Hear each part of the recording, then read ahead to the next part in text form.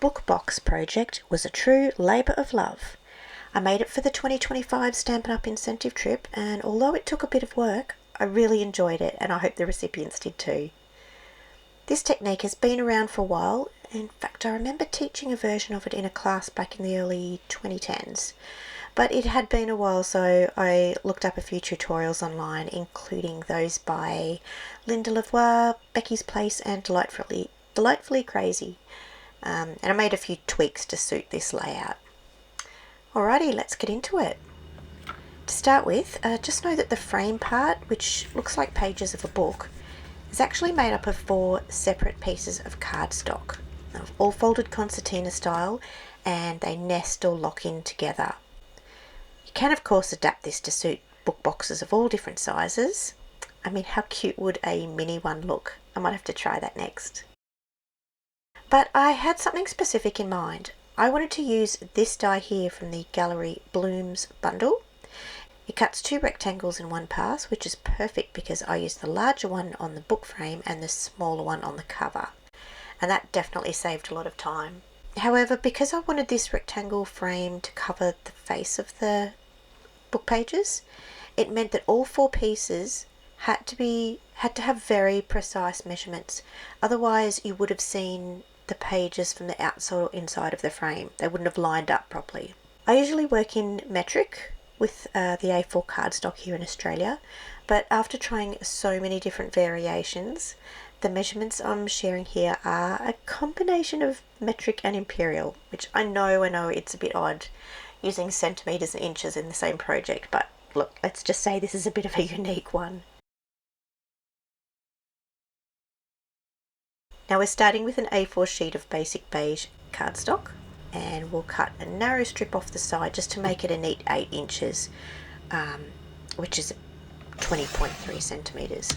So the length is untouched, it's still the full A4 length, which is 29.7 centimetres as usual. Now we need to score every half an inch all the way along that short side. I scored everything at once on the Simply Scored board just to save some time, and to make it more accurate when it's folded concertina style, I score every inch one way and then flip it over and score in between at the half inch. That way, when we're folding, we end up with the mountain valley folds, etc. Okay, so then we need to cut these down to the 4 pieces for our book box frame. We need 2 pieces at 5 1/4 inches, which is about 13.3 centimetres, and 2 at 3 1/2 inches or 9 centimetres. So fold all these score lines, accordion style or concertina style, and you can burnish them well. Use a bone folder, that works best.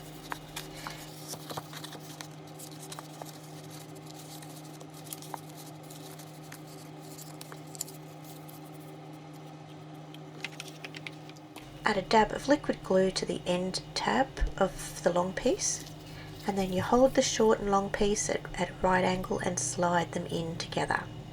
The mountain and valleys will nest together.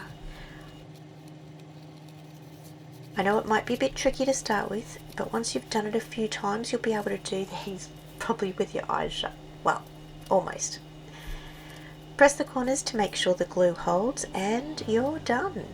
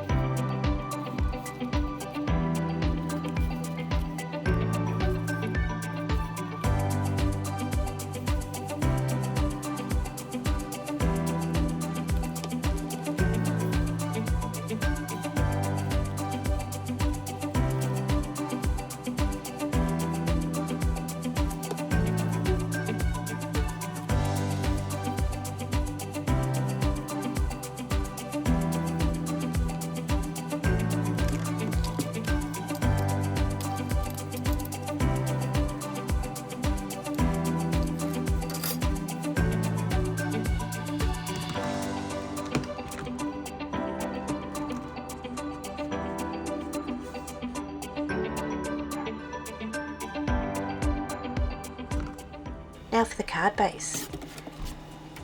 We'll cut a Lost Lagoon cardstock to 21 centimetres by 14.5 centimetres.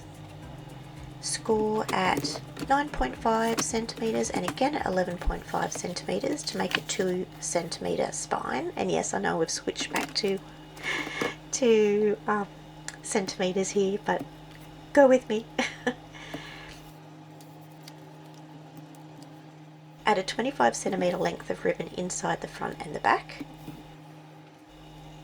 To decorate the cover, you'll need 3 pieces of Secret C cardstock, cut to 14 centimetres by 9 centimetres, and we'll emboss each of these with the Damask Designs folder. One goes on the front cover, one on the back cover, and one on the inside front cover too.